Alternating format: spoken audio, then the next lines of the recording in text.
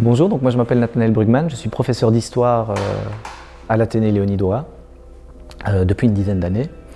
Et donc j'ai eu le plaisir, sous la direction de Christian Mans, de participer à l'écriture de l'ouvrage sur Léonidois, dont je me suis occupé plus spécifiquement moi, des parties historiques qui ont trait à sa vie et à la fondation de l'école et à tout le contexte économique et social qui l'entoure.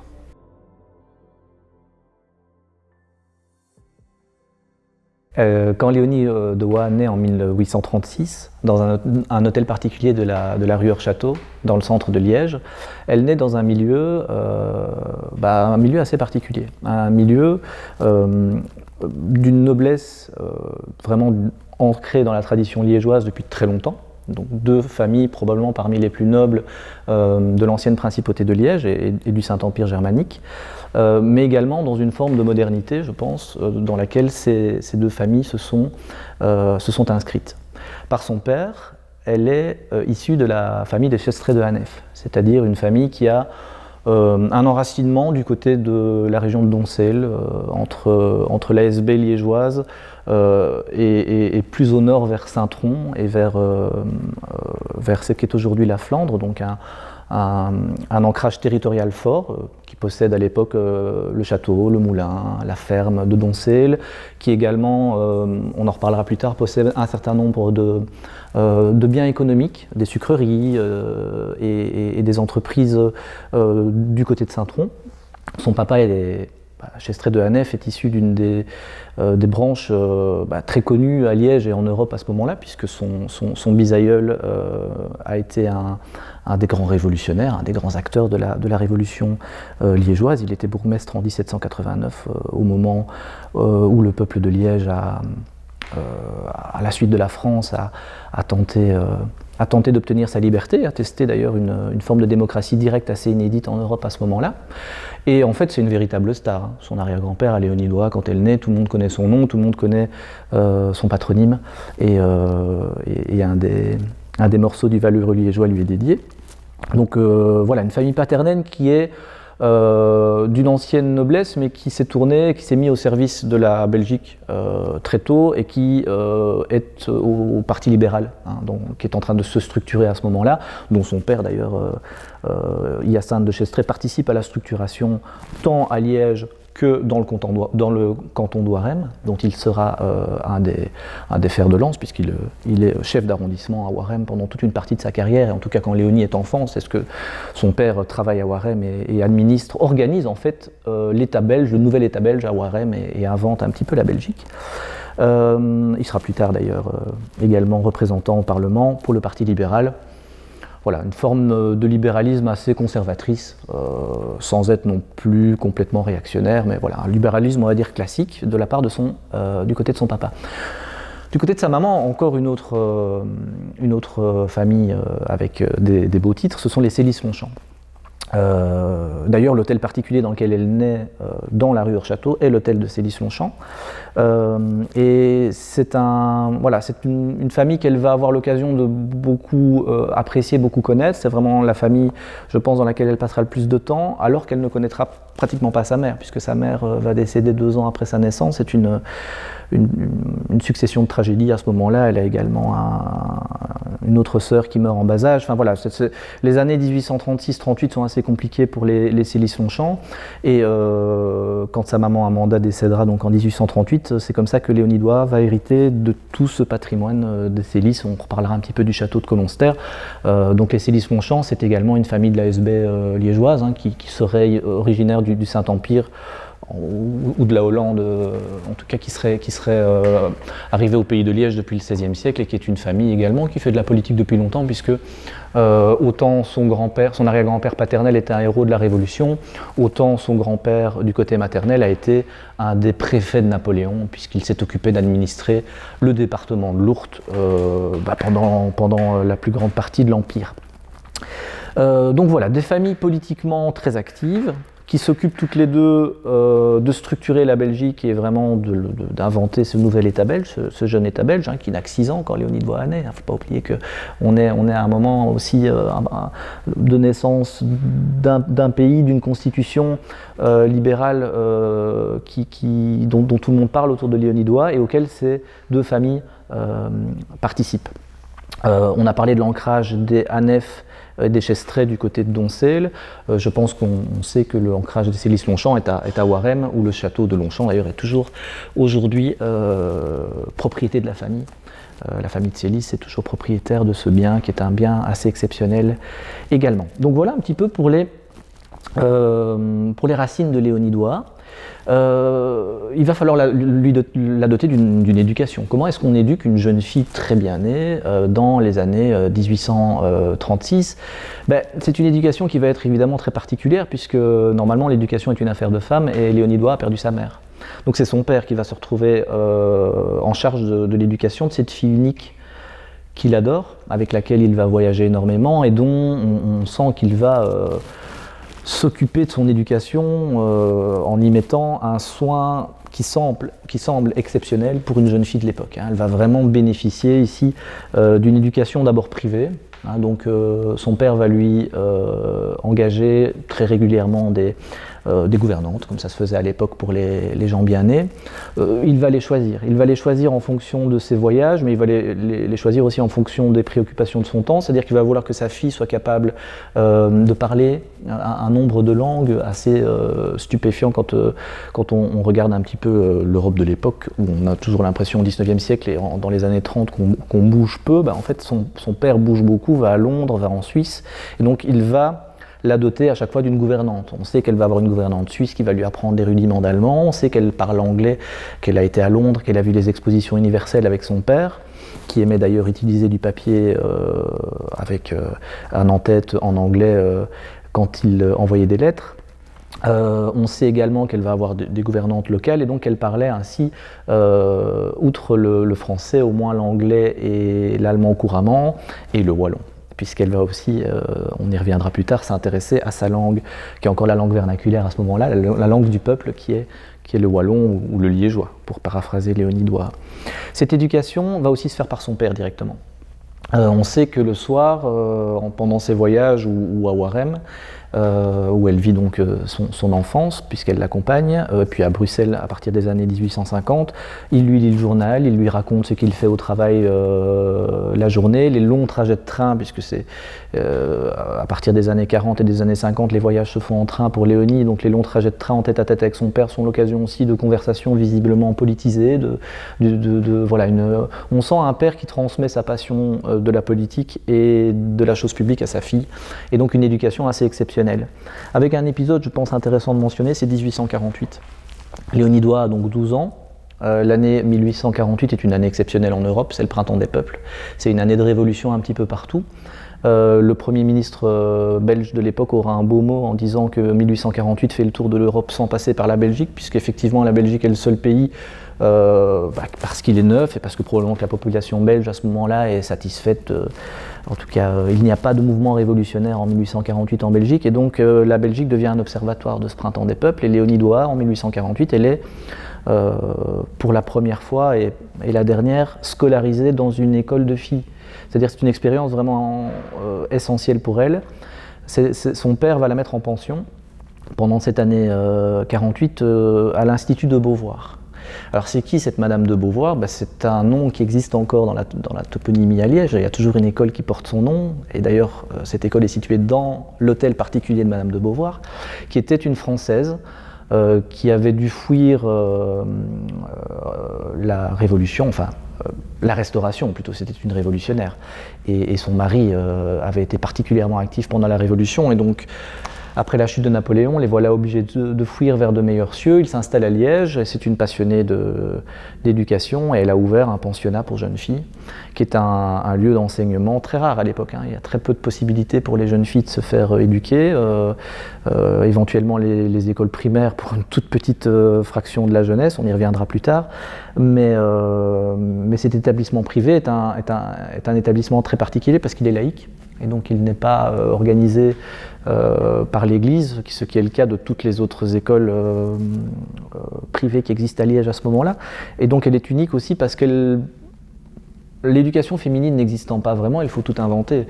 Et donc elle pratique des méthodes déjà qui peuvent être qualifiées d'alternatives. Et donc cette année 40 est importante, Léonie s'y socialise avec d'autres filles de son âge. Elle y apprend qu'une école peut s'adresser aux filles. Et elle y apprend surtout que les pédagogies adressées aux filles, il faut les inventer et que on est dans le tâtonnement. Donc c'est une expérience qui est politiquement, je pense, très riche, socialement très riche, mais qui ne va pas être prolongée parce que les voyages du papa de Léonie, qui est affecté en fait après cette année 48 à Bruxelles, reprennent, et donc Léonie Doigt ne reste pas plus longtemps, mais c'est une expérience qui la marque. Et je trouvais intéressant aussi de mettre en avant cette Madame de Beauvoir, dont on mériterait de publier aussi sur laquelle on mériterait de publier un livre. Donc voilà un petit peu où on en est quand Léonie Doigt arrive à l'adolescence et à ce qu'on appelle à ce moment-là, pour les jeunes filles, le moment d'entrée dans le monde. C'est-à-dire qu'une fois que l'éducation d'une jeune fille est terminée, elle est présentée officiellement à ses 17 ans par son père. Elle est introduite dans les salons où il s'agit pour elle de mener une vie sociale digne de son rang et se trouver un mari. Et donc elle est introduite ici, elle est présentée à Liège, aux milieux libéraux de Liège qui ont, n'oublions pas, la main sur la ville presque sans discontinuer depuis 1830 jusqu'à la Première Guerre mondiale en fait.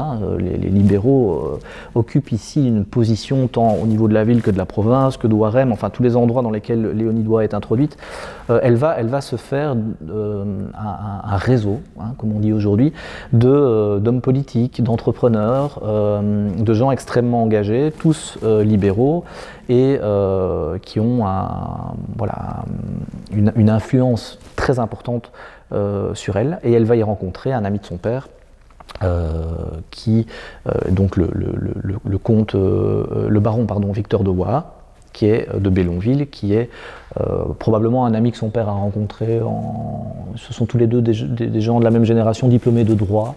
Ils ont été représentants, il a été représentant également à la Chambre. Donc voilà, on peut imaginer qu'il fréquente son père et qu'il est introduit à Léonie Doigt. Et il semble qu'il se plaise et dans les années 1860, en 1863, il se marie.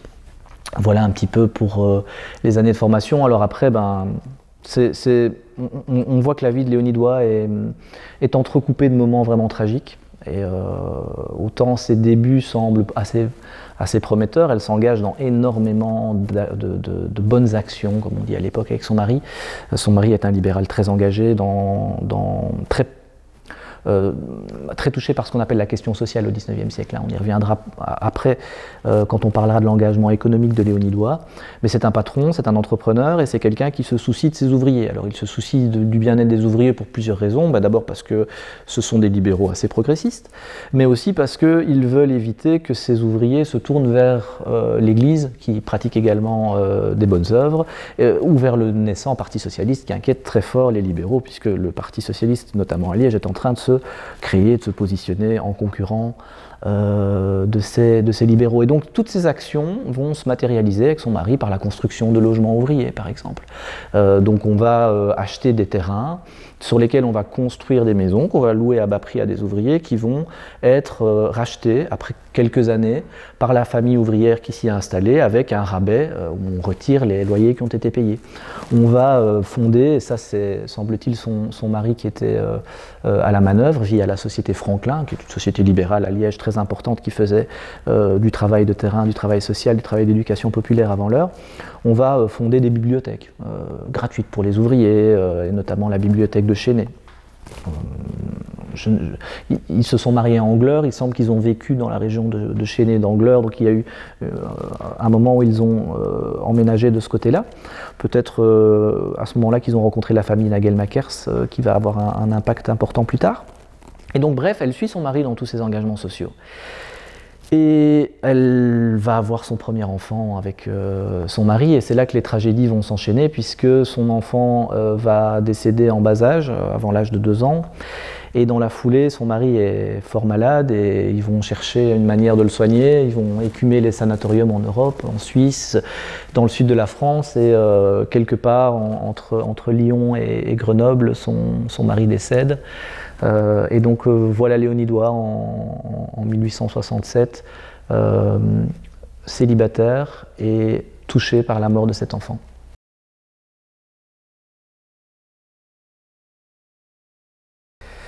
Alors, 1867, donc c'est une année de bascule pour Léonie Doigt qui se retrouve seule. Et au milieu du 19e siècle, pour une femme, ça veut dire qu'elle ne se retrouve pas grand-chose aux yeux de la société de l'époque. Et c'est là qu'on va découvrir la force de caractère de Léonie Doigt. Puisque loin de se retrouver un mari ou de se retirer veuve dans un de ses châteaux, dans une de ses propriétés, elle va choisir de garder tous les engagements qu'elle avait entamés avec son mari et de les amener beaucoup plus loin qu'ils avaient été prévus au départ. Elle va, on peut dire, être engagée de manière extrêmement importante dans toute une série de pans de la société de son époque, et elle va être même une enragée dans certains aspects. Elle va se montrer engagée dans le mouvement wallon, dans les charbonnages.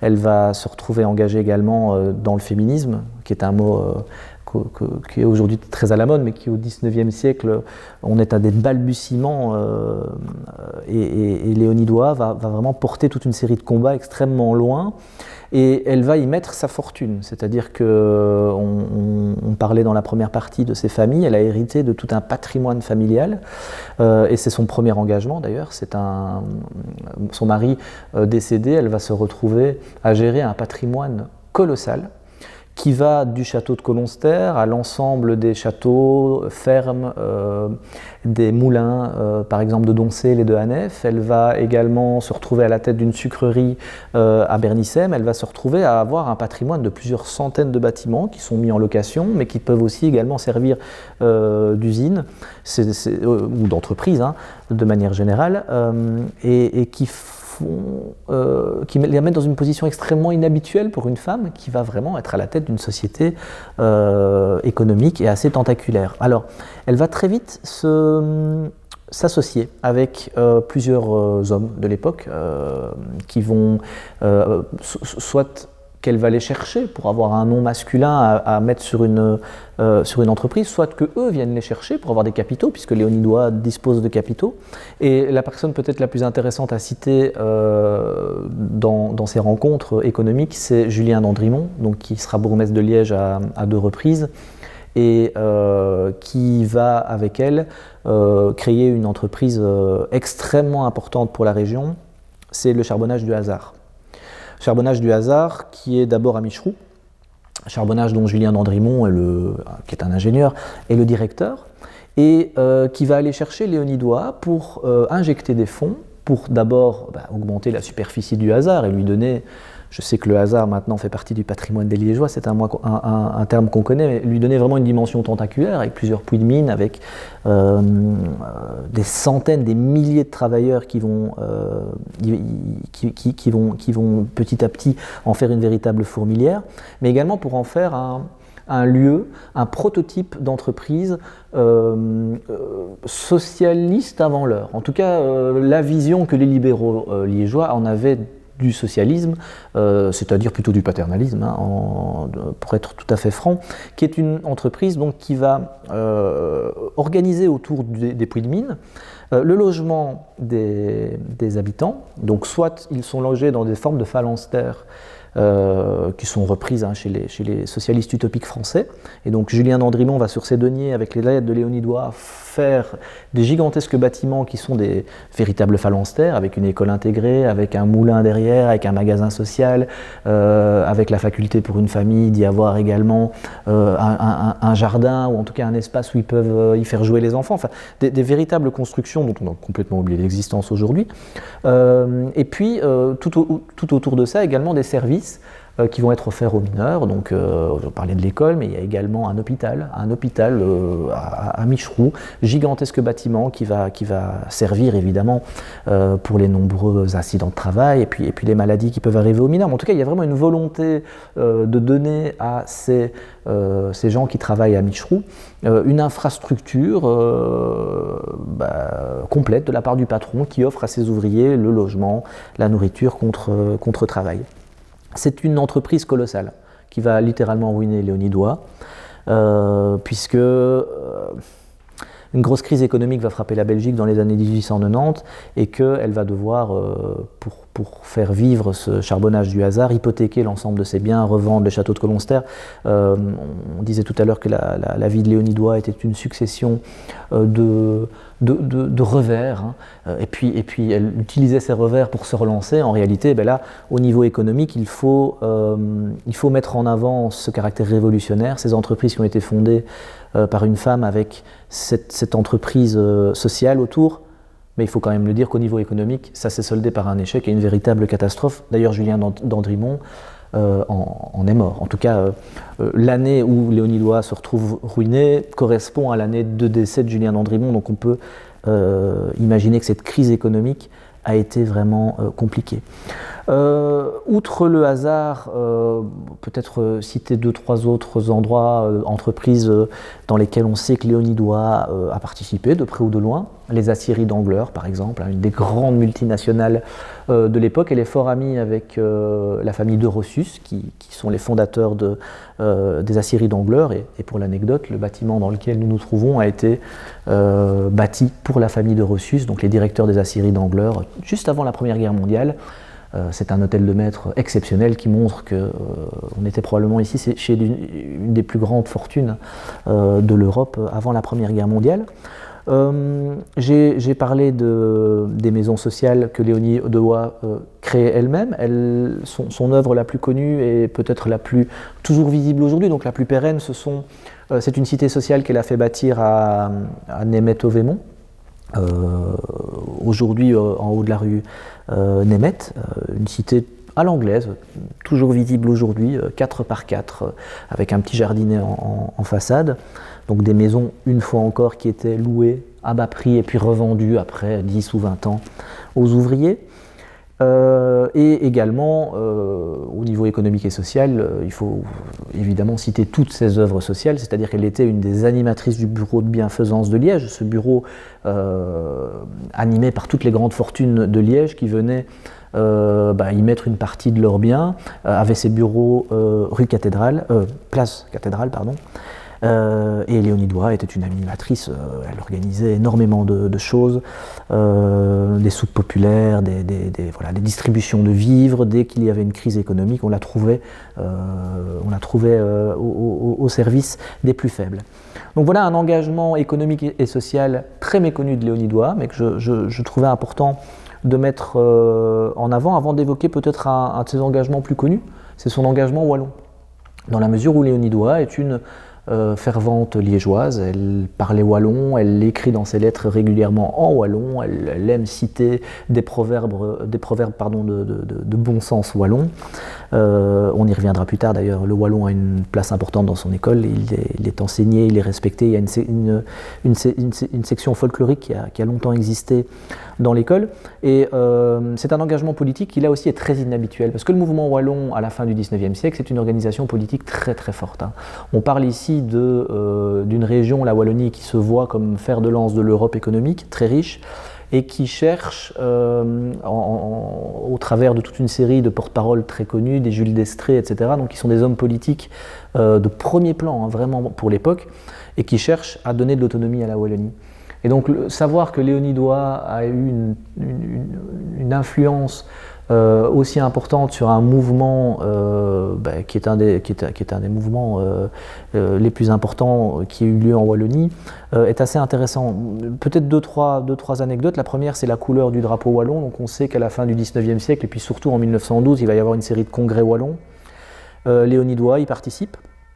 D'abord physiquement et puis sous la forme épistolaire, parce qu'en 1912, Léonidois est déjà assez âgée, et donc elle correspond, elle envoie des lettres qui sont lues à l'Assemblée. Et c'est Léonidois qui a fait adopter le drapeau wallon en réalité, puisque Léonidois avait, sans rentrer dans les détails, une vision fédérale de la Wallonie. Léonidois, amoureuse de la Suisse, aurait rêvé que la Belgique forme des cantons, et dans lequel il n'y aurait pas un canton wallon, mais un canton de Liège, au milieu d'une région qui serait la Wallonie.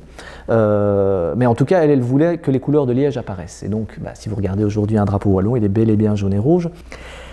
Voilà, son dernier engagement, c'est l'engagement pédagogique évidemment, qui est lié en fait à un engagement féministe, puisque toutes ces écoles sont des écoles pour filles et sont des écoles qui ont pour ambition d'émanciper la femme. Et ça, c'est vraiment fondamental. Dans un 19e siècle où la femme est cantonnée à des rôles de faire valoir, de bonne mère de maison, de femme au foyer, ne bénéficie pas d'éducation. Il existe bel et bien des écoles primaires pour filles, mais peu de ménages ont les moyens ou l'envie ou la possibilité d'y envoyer leur fille. Il faut quand même imaginer qu'un père de famille, comme on dit à l'époque, ne laisse pas sortir sa fille. Donc, s'il la mettait à l'école primaire, c'était pour aller lui-même la rechercher, etc. Donc, on estime que les pourcentages de filles qui allaient effectivement à l'école étaient infimes. Et donc là-dedans, Léonidois, elle qui a eu la chance d'être émancipée par l'éducation, parce que c'est pas pour rien qu'elle a pu faire tous ces engagements-là, c'est parce que son père l'a appareillée, l'a outillée, comme on l'a expliqué tout à l'heure. Elle va essayer de mettre sa fortune également pour fonder des écoles adaptées aux filles. Citons les plus connus, des écoles de coupe et de couture à Tilff, à Liège, un projet également dans la rue Saint-Gilles qui visiblement a eu pas mal de succès, qui était une école on dirait bureautique aujourd'hui, où elles apprenaient à écrire, à prendre notes et elles apprenaient les langues. Ça, c'est important aussi. On sait que Léonidois s'est beaucoup attaché à parler d'autres langues et s'est émancipé probablement en rencontrant d'autres personnes et en pouvant pratiquer les langues. Eh bien, les langues ont toujours un aspect important dans les écoles qu'elle va fonder. Et une association qui a l'air aujourd'hui un peu, on hausse les épaules en entendant parler, mais une association de jeunes filles qui était volontaire pour aller conduire les filles à l'école. Justement pour rassurer les pères de famille, parce que c'est bien beau de fonder une école, mais si le papa dit « moi je ne veux pas que ma fille de 14 ans y aille, sorte le matin et revienne le soir », elle a donc fondé une association avec des gens spécifiquement pour aller conduire, rechercher, sous les yeux du père de famille, les jeunes filles vers les écoles qu'elle fondait. Et outre cet aspect père de famille, il n'était pas de bon ton d'éduquer une fille, le principal obstacle auquel se heurte Léonidois, je pense qu'il faut en parler dès maintenant, c'est évidemment la place prépondérante du clergé dans l'éducation, puisque techniquement, on peut le dire, le clergé a le monopole de l'enseignement des filles après 12 ans. Le clergé organise à Liège et en Belgique la Constitution qui en Belgique depuis 1831 donne toute liberté en matière d'enseignement, a permis en fait au clergé catholique, après la Révolution de 1830, il y a quand même un retour à la religion très important, puisque c'est une raison pour laquelle les Belges ont mis les Hollandais dehors, c'était une question religieuse. Donc il faut imaginer que dans les années où naît Léonidois, le clergé a le vent en poupe et bénéficie, on parle beaucoup du libéralisme depuis le début de cet entretien, mais il ne faut pas oublier que le clergé a pignon sur rue à ce moment-là, et que les libéraux dont nous parlons ont beau être souvent des laïcs convaincus, ont beau, prenons l'exemple du père de Léonidois, ont beau être des gens qui tiennent à ce que la religion et l'État soient séparés, ce sont quand même des catholiques pratiquants. Et Léonidois, sur toutes ses représentations, porte une croix. Et donc, quand elle ouvre ses écoles, son objectif n'est certainement pas de minimiser l'emprise de la religion sur les esprits, elle est elle-même fervente, croyante. Mais c'est de faire une séparation nette entre l'enseignement doit être donné par l'État et doit émanciper, et la religion qui doit être du domaine du privé. Et donc la situation qui est celle que Léonidois connaît, qui est que les jeunes filles qui veulent aller à l'école au-delà de 12 ans n'ont qu'une option, c'est de rentrer dans un couvent. Couvent qui prodigue, pour vous donner un chiffre de 1850, 60% des cours donnés dans une école pour une jeune fille de 14 ans organisée par le clergé, 60% de son temps d'enseignement, ce sont des cours de catéchèse.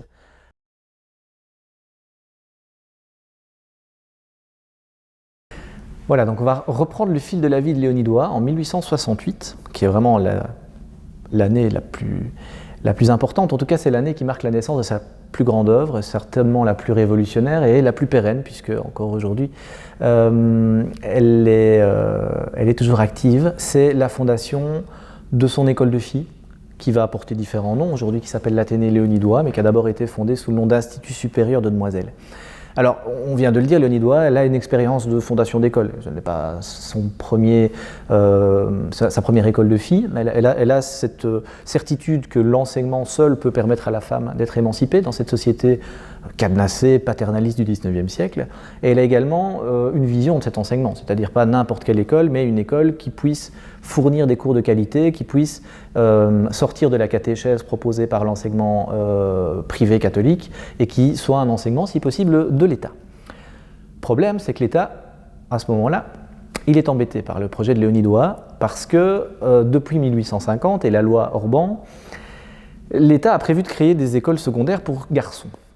L'État fonctionne de manière quand même logique. Le jeune Belgique s'est d'abord intéressé à l'école primaire avant de faire une loi organique proposant d'organiser l'enseignement secondaire. Et on parle d'école moyenne à l'époque. Faut-il rappeler que l'école moyenne, c'est les 3 premières années du secondaire aujourd'hui, puis l'Athénée, à l'époque, fournit les 3 dernières années supplémentaires. Eh bien, à Liège, il y a un Athénée. Ça, de tout temps, il y a un Athénée, depuis Napoléon, un lycée, etc. Mais il n'y a pas encore d'école moyenne. Et donc, quand Léonie Doigt arrive avec cette idée de fonder une école moyenne de demoiselles, son milieu libéral, le bourgmestre de l'époque et les gens qui comptent et qui sont intéressés par son projet parce qu'ils le sont réellement, lui disent « Écoute, avec plaisir, mais on a d'autres priorités, il faut d'abord qu'on fournisse des écoles pour les garçons avant de penser à inventer l'école de filles ». Et donc Léonie Doigt se retrouve à devoir réaliser ce que la Constitution belge propose depuis 1831, c'est-à-dire à l'enseignement d'être privé. Il est clairement spécifié que si l'enseignement public ne vous convient pas, en Belgique, on peut créer son école. Eh bien, Léonie Doigt va répondre au clergé qui a fondé des écoles privées en fondant une école privée, mais du bord exactement opposé, c'est-à-dire une école qui va venir directement en concurrence et essayer au maximum d'extraire les jeunes filles des couvents, de les faire sortir et de les amener à avoir une position finalement active dans la société, et plus à être des femmes de maison. Alors, ça va être évidemment un projet compliqué parce qu'une école secondaire pour filles, déjà ça n'existe pas en Europe. Donc il va déjà falloir trouver des modèles, des pédagogies. Et puis ça coûte extrêmement cher et Léonie Doigt a beau avoir des ressources. On a vu qu'elle avait déjà beaucoup investi dans une série de charbonnages, et puis quand bien même elle investirait tout son argent, elle ne possède pas les moyens pour entretenir un personnel, des bâtiments. Bon.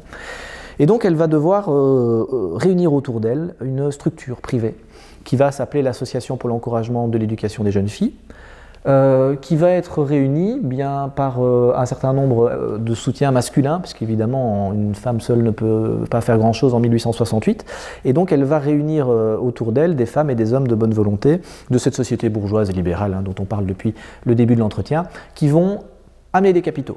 Et on parle ici de 121 noms, qui sont des noms passés à la postérité. On a les Orban, on a les Trasinster, on a les Nagelmakers, on a les Célis, les Chestret évidemment, les Dandrimont, voilà. Tout ce qui compte comme personnes importantes, chefs d'entreprise, hommes politiques, qui sont souvent les mêmes à l'époque, que compte Liège et même Verviers, quand on regarde la liste, et jusque Bruxelles, de cette bourgeoisie libérale qui est à la pointe de la révolution industrielle en Europe à l'époque, eh bien ces gens vont créer une société à capitaux, acheter des actions, et donc libérer un certain nombre de moyens pour fonder une école. Alors, Léonie Doigt va quand même investir son argent privé puisque c'est elle qui acquiert les bâtiments. Donc elle va acheter un certain nombre d'hôtels particuliers place Saint-Paul et l'hôtel de Crassier, dont on reparlera peut-être par après, rue des Célestines, sur son capital privé, qu'elle va céder à cette association pour y fonder une école. Une école qui va être révolutionnaire pour l'époque, au moins à 4 points de vue. La première, c'est que c'est la première école pour filles simplement à aller au-dessus de 12 ans.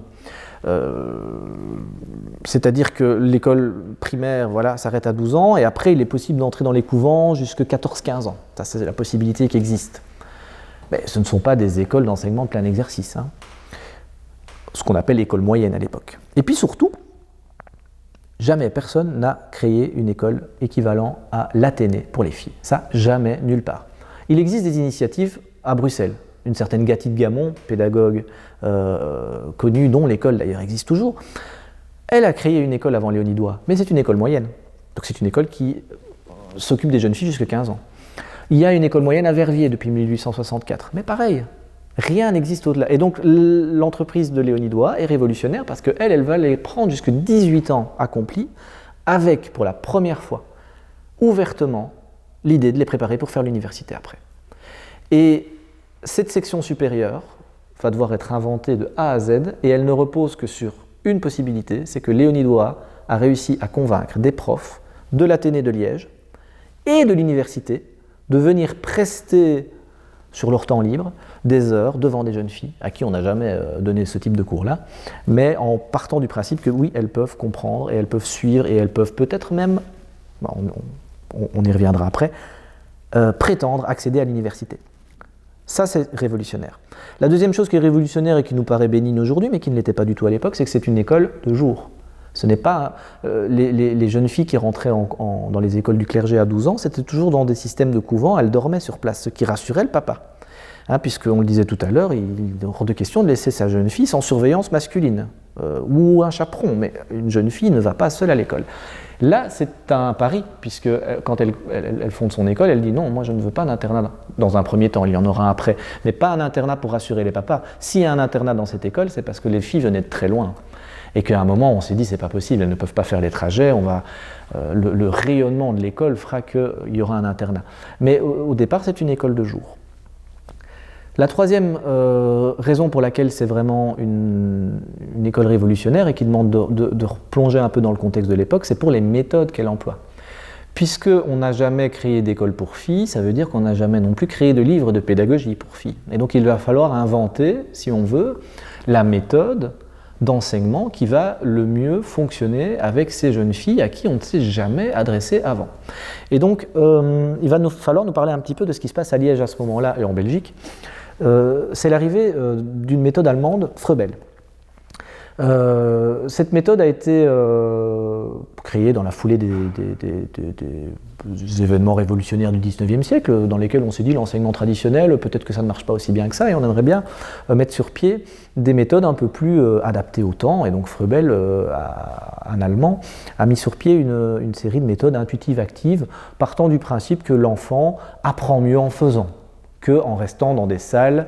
Il faut imaginer qu'à l'époque, un enfant de maternelle n'avait comme possibilité d'éducation que d'être dans une salle d'asile, on appelait ça, des grandes salles surveillées par des gens qui n'avaient pas fait d'études, souvent des dames qui venaient prester quelques heures.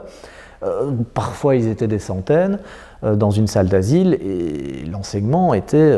voilà. Et puis après, à partir d'un certain âge, on avait un maître qui faisait classe avec des gens alignés qui recopiaient ce que disait le maître.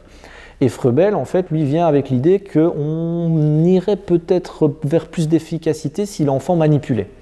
Et donc, pour vous donner un exemple très facile à comprendre de la pédagogie Froebel, c'est que le plus jeune possible, on lui met entre les mains une boîte avec des jouets qui sont un cube, un rond, un cylindre, les formes géométriques. Et qu'on se rend compte qu'en fait, l'enfant, très vite, à 1 an et demi, 2 ans, si on prend juste le temps de nommer, il connaît le triangle, il connaît toute une série de choses, et pareil, on va lui faire manipuler des lettres, et on se rend compte qu'ils apprennent beaucoup plus vite et beaucoup mieux. Et bien cette pédagogie allemande va arriver à Liège au début des années 1860 grâce aux femmes, grâce à toute une série de pédagogues qui vont adapter cette pédagogie-là. Citons Octavie Masson, une verviétoise qui va être invitée à Liège en 1862 pour créer les premiers jardins d'enfants en Europe. Sans aller trop loin, on peut dire que Liège a inventé l'école gardienne. Et donc cette méthode que Léonidois va contribuer, va financer en 1862, 63, 64, elle va naturellement l'inclure massivement dans son école. Et donc l'école dans laquelle les jeunes filles vont s'inscrire en 1868, c'est Institut supérieur de demoiselles. Il n'est pas que révolutionnaire parce qu'il s'adresse aux filles et veut les émanciper, mais il est aussi révolutionnaire parce qu'il s'adresse aux filles avec une méthode particulière. Et donc on sait que les jeunes filles ici manipulent des objets. On sait que les jeunes filles vont faire des travaux, des expositions pédagogiques, c'est-à-dire qu'une fois par an, on ouvre les portes de l'école et les parents viennent voir ce qu'elles ont fait. On sait qu'elles font des excursions. Léonie Doigt a la chance. Le 19e siècle, que se passe-t-il ?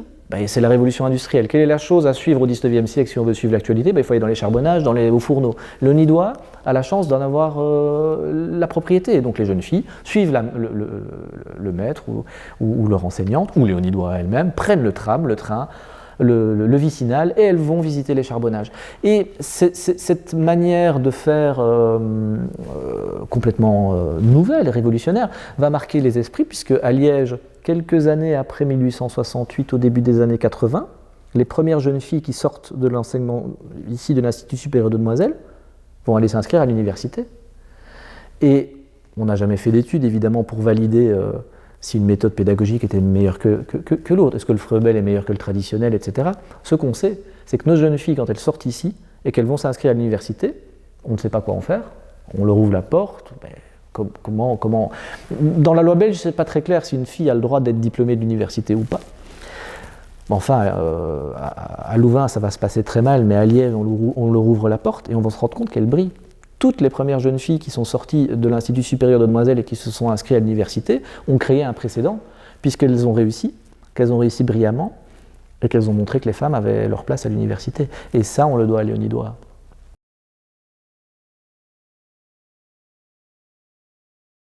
Donc les années 1880 sont un moment clé pour l'évolution de l'école fondée par Léonie Doigt. Clé parce que on vient de parler de la rentrée des premières jeunes filles à l'université et de leur succès, mais également clé parce que c'est le moment où l'école va repasser dans le giron public. Il faut revenir à la fondation. Léonie Doigt a créé une école privée, non parce qu'elle le souhaitait, mais parce qu'elle en était obligée par les contingences d'un moment où Liège n'était pas prêt n'avait pas les moyens en réalité de fonder une école de filles. Et donc les 121 personnes qui sont un peu plus nombreuses dans les années 80 parce que d'autres vont s'y rajouter, mais c'est les 121 fondateurs qui ont acheté des actions à cette société pour l'encouragement de l'étude des jeunes filles, ont signé un document, c'est dans les statuts de départ de cette association, qu'elle se dissoudra après 18 ans et qu'elle donnera, si possible, la propriété pleine et entière de l'école et la responsabilité aux autorités publiques et donc à la ville de Liège qu'affectionne Léonie. Et c'est donc à la fin des années 1880 que ce passage va s'opérer. À quoi ressemble l'école à ce moment-là ? Prenons l'école aux alentours de l'année 1885. C'est une école qui fonctionne bien. C'est une école qui est payante pour les jeunes filles qui en ont les moyens, qui va depuis le jardin d'enfants, Froebel, Kindergarten, jusque 18 ans, avec la section supérieure, où enseigne par exemple Émile de Lavelaye ou d'autres grands noms de l'université de Liège. C'est une école qui a une directrice dont le nom va être brièvement plus connu que Léonie Doigt, c'est Madame de Bracaval, puisque Léonie Doigt n'est pas directrice de son école. Elle est présidente de l'association qui l'a fondée et elle en est l'organisatrice financière, elle en est la personne qui recrute les... Mais la direction opérationnelle d'une école 40, 50 ou 60 heures par semaine dans le bureau de la directrice, elle ne peut pas le faire. Et donc elle a dû trouver la perle rare, et la perle rare c'est Madame de Bracaval, qui est une ancienne institutrice visiblement très charismatique du Hainaut, qui est devenue entre-temps inspectrice générale pour toute la province du Hainaut, et puis qui a été recrutée, qui a été débauchée, on pourrait dire, par Léonie Doigt pour occuper la direction. Et donc c'est on va dire une direction bicéphale. On a Madame de Bracaval qui écrit elle-même et qui donne une partie des cours d'ailleurs. La directrice, elle se retrousse les manches et qui fait vraiment la direction opérationnelle, et la direction plus politique de l'école, avec l'écriture notamment des programmes, parce que Léonie Doigt écrit elle-même les programmes, et également l'inspection. C'est Léonie Doigt qui s'en charge. Et donc on a régulièrement des scènes dans lesquelles, le lundi ou le vendredi, la directrice et Léonie Doigt débarquent dans l'école, s'installent au fond, suivent une classe, prennent des notes et voient toute l'équipe pédagogique à la fin de la semaine pour faire leurs remarques. Il y a vraiment cette volonté d'inspection et de gestion à L2, et elle se complète extrêmement bien. Et donc en 1887, Les 18 ans du contrat initial sont arrivés au terme et les Léonidois souhaitent faire donation de l'école à la ville. Étonnamment, ça ne va pas être aussi simple que prévu parce que le climat politique a changé à Liège depuis 1868 et la ville de Liège a entre-temps créé sa propre école moyenne pour jeunes filles qui s'appelle l'école professionnelle de demoiselles, aujourd'hui Asinel. Et elle redoute cette concurrence parce qu'elle ne voit pas très bien la différence entre les deux écoles. Et que se passe-t-il aussi à la fin des années 1880? C'est que le Parti libéral a été rattrapé sur sa gauche par le Parti socialiste, qui voit d'un très mauvais œil cette école qui apparaît comme une école de petites bourgeoises. Alors que le projet de Léonidois, rappelons-le, est émancipateur et s'il y a bel et bien des jeunes filles qui payent le Minerval, il y a aussi des bourses pour toutes les pauvres. Hein. Donc c'est vraiment une école qui a mais la ville de Liège, qui a créé son école, voit un peu une concurrence entre son école professionnelle, publique et gratuite, et cette école. Et donc le passage ne se fait pas facilement. Ce qui va aider évidemment Léonidois, c'est le prestige de l'école, puisque c'est la première en Europe à avoir été ouverte pour les filles. Elle a remporté toute une série de médailles aux expositions universelles de Vienne, de Paris, dans les années 1878.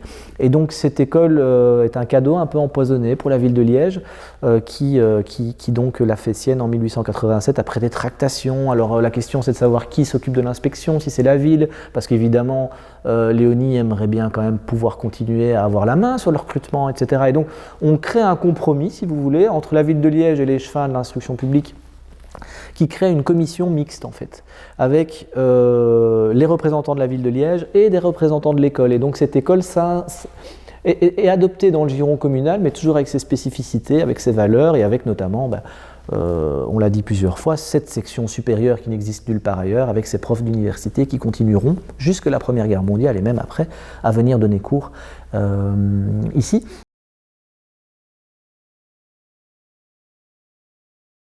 Donc les bâtiments qui arrivent dans le giron communal, c'est un sacré patrimoine, parce que Léonidois, rappelons-le sur ses deniers privés, a investi dans toute une série d'hôtels particuliers pour abriter son école.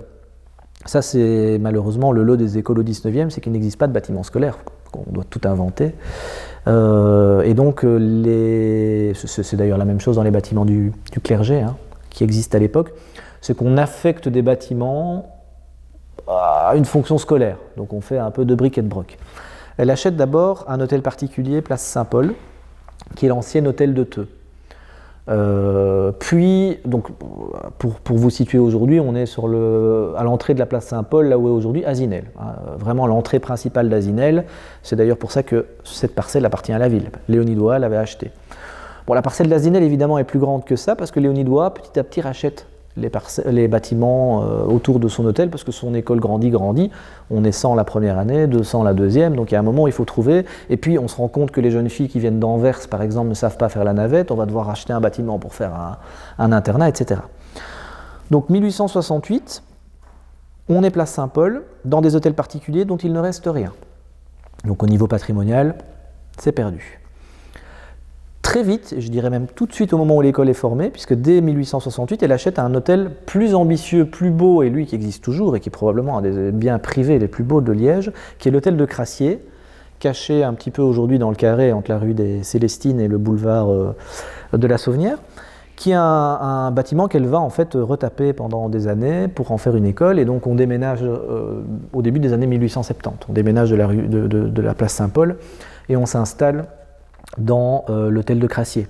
L'hôtel de Crassier où pareil, internat, population qui grandit d'année en année, très vite, dans les années 1880, on va devoir bâtir.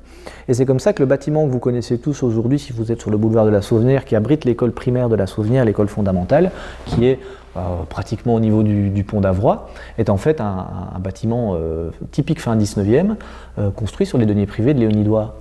Et ce bâtiment que vous voyez aujourd'hui cache le magnifique hôtel particulier. Donc vous avez vraiment en cœur d'îlot l'hôtel de Crassier, qui est enfermé d'un côté, il y a la cour de l'école primaire, et de l'autre côté, côté carré, il y a la cour d'entrée, et donc c'est dommage, parce que ce bâtiment, espérons qu'il soit rénové. Il semble qu'il ait trouvé un propriétaire qui soit en train de le rénover enfin. Ce bâtiment-là déborde également. Même le nouveau bâtiment construit au boulevard d'Avroy va déborder et l'école va devoir petit à petit grignoter un certain nombre d'annexes, notamment derrière l'Opéra, derrière le Théâtre Royal, une annexe qui est aujourd'hui une crèche communale. Toute une série de bâtiments. Et c'est toujours le même principe, c'est Léonidois achète sur ses fonds privés et l'injecte dans cette association qu'elle a créée, elle en fait donation. Dans les années 1890, Léonidois sera ruinée de tout ça. Et elle mourra ruinée suite à ces achats-là. Donc la ville de Liège hérite pas seulement d'une école, mais de la réputation de l'école, mais aussi de ces bâtiments-là. Mais le moment qui va être important, le moment pivot suivant pour l'école, c'est la Première Guerre mondiale. Puisque les hommes partent au front, que la Belgique est occupée pendant, en tout cas Liège est occupée ici pendant l'entièreté de la guerre, et que les filles vont avoir le temps et l'opportunité de reprendre ce que leur mari, père, faisait. Et elles vont faire des études. Elles remplacent les hommes pour donner cours et donc elles vont faire les études d'instituteurs.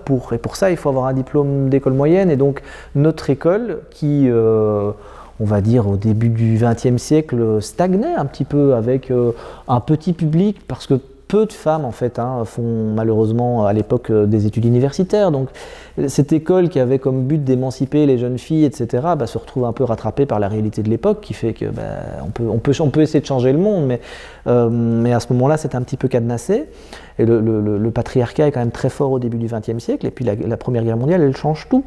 Et donc on va se retrouver en 1918-1919 avec des vagues d'inscriptions, mais phénoménales dans cette petite école que la ville de Liège avait à moitié oubliée, dont elle se préoccupait peu, parce que pour vous donner une idée, l'école moyenne de la ville de Liège, c'est 800 personnes en 1914, 800 personnes, 800 jeunes filles. L'école moyenne des demoiselles, c'est peut-être 200. Donc il y a vraiment une grosse différence en 1914, et tout ça change après la Première Guerre mondiale.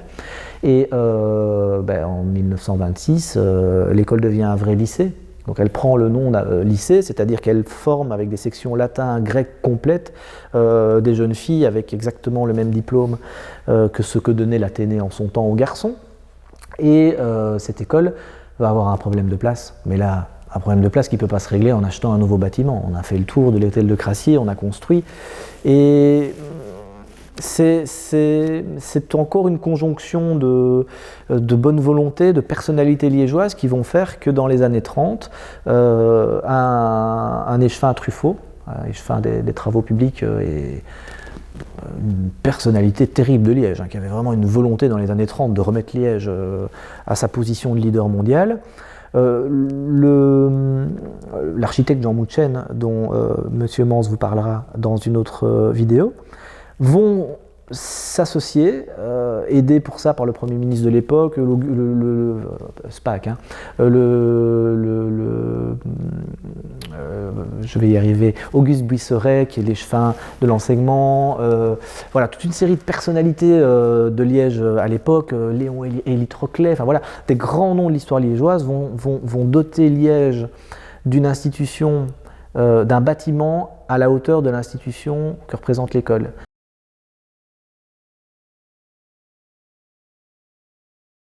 Alors pourquoi est-ce qu'il est important de parler de Léonidois aujourd'hui ?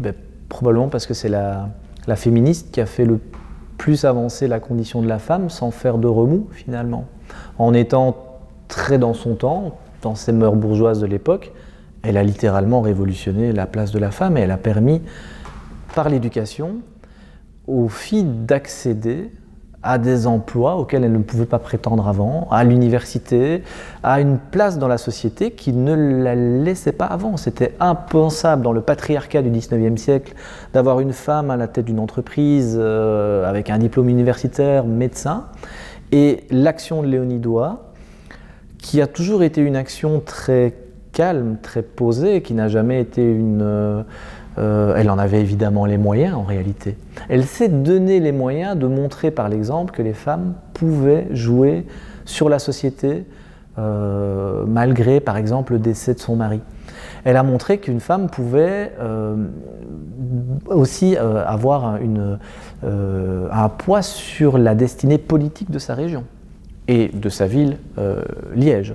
Puisque quand Liège refuse de créer une école de filles, elle l'a fait à la place du pouvoir public, et puis elle met le public devant le fait accompli quelques années plus tard en lui rendant l'école, comme une patate chaude, en disant « Regarde, on peut, les filles, elles savent aller à l'école ». Par son action évidemment dans le mouvement wallon, qui heureusement est moins oublié que son action dans l'enseignement, et puis peut-être à la fin, en guise de conclusion, par son souci permanent de se préoccuper et d'aider le plus faible dans la société dans laquelle elle vit, dans laquelle elle évolue, à se prendre en main, en fait. Parce qu'elle ne fait pas de la bienfaisance, elle ne fait pas de la charité. Elle essaye de donner, que ce soit aux ouvriers via les systèmes de phalanstère ou que ce soit aux femmes, elle essaye de donner aux plus faibles de la société dans laquelle elle vit les clés pour s'émanciper. Et elle fait ça via l'outil qui lui paraît le plus important et le plus utile à l'émancipation, c'est l'éducation.